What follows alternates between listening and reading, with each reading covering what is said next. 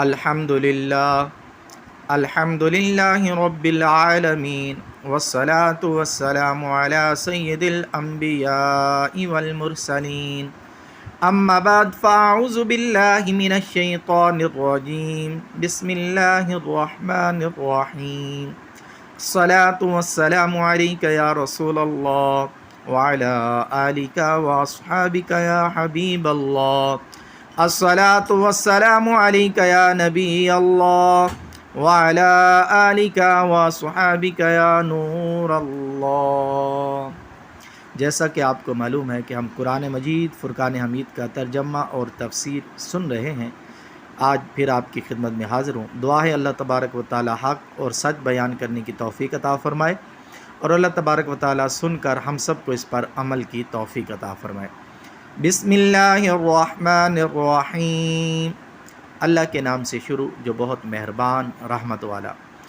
مثلهم كمثل الذي استوقد نارا فلما أضاءت ما حوله ذهب الله بنورهم وتركهم في ظلمات لا يبصرون صم بكم عمي فهم لا يرجعون۔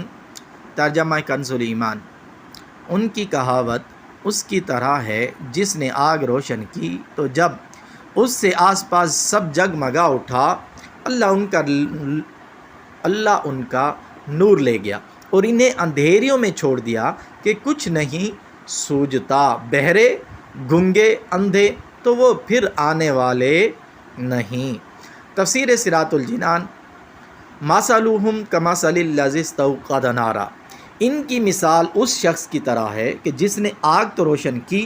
یہ ان لوگوں کی مثال ہے جنہیں اللہ تعالیٰ نے کچھ ہدایت دی یا اس پر قدرت بخشی، پھر انہوں نے اسے ضائع کر دیا اور ابدی دولت کو حاصل نہ کیا۔ ان کا انجام حسرت اور افسوس اور حیرت اور خوف ہے۔ اس میں وہ منافق بھی داخل ہیں جنہوں نے اظہار ایمان تو کیا اور دل میں کفر رکھ کر اقرار کی روشنی کو ضائع کر دیا، اور وہ بھی جو مومن ہونے کے بعد مرتد ہو گئے، اور وہ بھی جنہیں فطرت سلیمہ عطا ہوئی اور دلائل کی روشنی نے حق کو واضح کیا، مگر انہوں نے اس سے فائدہ نہ اٹھایا اور گمراہی اختیار کی، اور جب حق کو سننے، ماننے، کہنے اور دیکھنے سے محروم ہو گئے تو کان، زبان، آنکھ سب بیکار ہیں، پھر ان چیزوں کا کوئی فائدہ نہیں ہے۔ او کصیب من السماء فیہ ظلمات ورعد وبرق یجعلون اصابعهم فی آذانهم من الصواعق حذر الموت واللہ محیط بالکافرین یکاد البرق یخطف ابصارهم کلما اضاء لهم مشوا فیہ وَإِذَا أَظْلَمَ عَلَيْهِمْ قَامُوا وَلَوْ شَاءَ اللَّهُ لَذَهَبَ بِسَمْعِهِمْ وَأَبْصَارِهِمْ إِنَّ اللَّهَ عَلَى كُلِّ شَيْءٍ قَدِيرٌ۔ ترجمہ کنز الایمان۔ یا جیسے آسمان سے اترتا پانی کہ اس میں اندھیریاں ہیں اور گرج اور چمک، اپنے کانوں میں انگلیاں ٹھوس رہے ہیں کڑک کے سبب، موت کے ڈر سے، اور اللہ کافروں کو گھیرے ہوئے ہے۔ بجلی یوں معلوم ہوتی ہے کہ ان کی نگاہیں اچک لے جائے گی۔ جب کچھ چمک ہوئی اس میں چلنے لگے، اور جب اندھیرا ہوا کھڑے رہ گئے، اور اللہ چاہتا تو ان کے کان اور آنکھیں لے جاتا۔ بے شک اللہ سب کچھ کر سکتا ہے۔ تفسیر صراط الجنان۔ او کصیب من السماء، یا جیسے آسمان سے بارش۔ ہدایت کے بدلے گمراہی خریدنے والوں کی یہ دوسری مثال بیان کی گئی ہے، اور یہ ان منافقوں کا حال ہے جو دل سے اسلام قبول کرنے اور نہ کرنے میں متردد رہتے تھے۔ ان کے بارے میں فرمایا کہ جس طرح اندھیری رات اور بادل اور بارش کی تاریکیوں میں مسافر متحیر ہوتا ہے۔ جب بجلی چمکتی ہے تو کچھ چل لیتا ہے، جب اندھیرا ہوتا ہے تو کھڑا رہ جاتا ہے۔ اسی طرح اسلام کے غلبے اور معجزات کی روشنی اور آرام کے وقت منافق اسلام کی طرف راغب ہوتے ہیں، اور جب کوئی مشقت پیش آتی ہے تو کفر کی تاریکی میں کھڑے رہ جاتے ہیں اور اسلام سے ہٹنے لگتے ہیں، اور یہی مقام اپنے اور بیگانے، مخلص اور منافق کی پہچان کا ہوتا ہے۔ منافقوں کی اسی طرح کی حالت سورہ نور آیت نمبر 48 اور 49 میں بھی بیان کی گئی ہے۔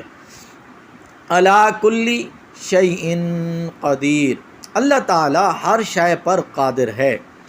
ہر شے اسی کو کہتے ہیں جسے اللہ تعالیٰ چاہے اور جو مشیت یعنی چاہنے کے تحت آ سکے۔ ہر ممکن چیز شے میں داخل ہے اور ہر شے اللہ تعالیٰ کی قدرت میں ہے، اور جو ممکن نہیں بلکہ واجب یا محال ہے اس سے اللہ تعالیٰ کے ارادہ اور قدرت کا تعلق ہی نہیں ہوتا۔ جیسے اللہ تعالیٰ کی ذات اور صفات واجب ہیں، اس لیے قدرت کے تحت داخل نہیں۔ مثلاً یہ نہیں ہو سکتا ہے کہ اللہ تعالیٰ چاہے تو اپنا علم ختم کر کے بے علم ہو جائے یا معاذ اللہ جھوٹ بولے۔ یاد رہے کہ ان چیزوں کا اللہ تعالیٰ کی قدرت کے تحت نہ آنا اس کی قدرت میں نقص اور کمی کی وجہ سے نہیں، بلکہ یہ ان چیزوں کا نقص ہے کہ ان میں یہ صلاحیت ہی نہیں ہے کہ اللہ تعالیٰ کی قدرت سے متعلق ہو سکیں۔ تو اللہ تعالیٰ نے قرآن مجید فرقان حمید کے اندر بڑی ہی نشانیاں دی ہیں تاکہ ہم ان سے ہدایت حاصل کر سکیں۔ یا ایہا الناس اعبدوا ربکم الذی خلقکم والذین من قبلکم لعلکم تتقون۔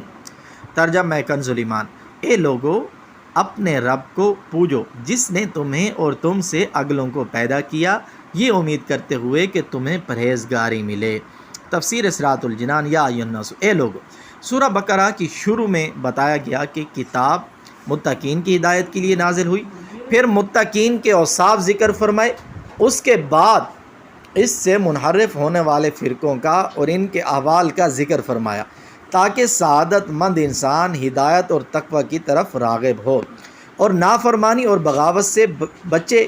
اب تقوی حاصل کرنے کا طریقہ بتایا جا رہا ہے، اور وہ طریقہ عبادت اور اطاعت الہی ہے۔ یا ایھا الناس کے ذریعے تمام انسانوں سے خطاب ہے، اور اس بات کا اشارہ ہے کہ انسانی شرافت اسی میں ہے کہ آدمی تقوی حاصل کرے اور اللہ تعالیٰ کا بندہ بنے۔ عبادت کی طرف، عبادت اس انتہائی تعظیم کا نام ہے جو بندہ اپنی عبدیت یعنی بندہ ہونے اور معبود کی الوہیت یعنی معبود ہونے کے اعتقاد اور اعتراف کے ساتھ بجا لائے۔ یا عبادت توحید اور اس کے علاوہ اپنی تمام قسموں کو شامل ہے۔ کافروں کو عبادت کا حکم اس معنی میں ہے کہ وہ سب سے بنیادی عبادت یعنی ایمان لائیں اور اس کے بعد دیگر اعمال بجا لائیں، لعلکم تتقون، تاکہ تمہیں پرہیزگاری ملے۔ اس سے معلوم ہوا کہ عبادت کا فائدہ عابد ہی کو ملتا ہے، جبکہ اللہ تعالیٰ اس سے پاک ہے کہ اس کو عبادت یا اور کسی چیز سے نفع حاصل ہو۔ یہ عبادت کرنا بظاہر جو ہے یہ ہمیں اپنے ہی لیے ہے، کیونکہ اس سے کیا ہوگا، ہمیں پرہیزگاری ملے گی اور ہمارے گناہ مٹیں گے۔ تو یہ عبادت کرنا بھی ہمیں ہی فائدہ دیتا ہے، نہ کہ اس سے اللہ تعالیٰ کو کوئی فائدہ حاصل ہوتا ہے۔ اللہ عز و جل سے دعا ہے کہ اللہ تبارک و تعالیٰ ہم سب کو اخلاص کے ساتھ نیک اعمال کرنے کی توفیق عطا فرمائے۔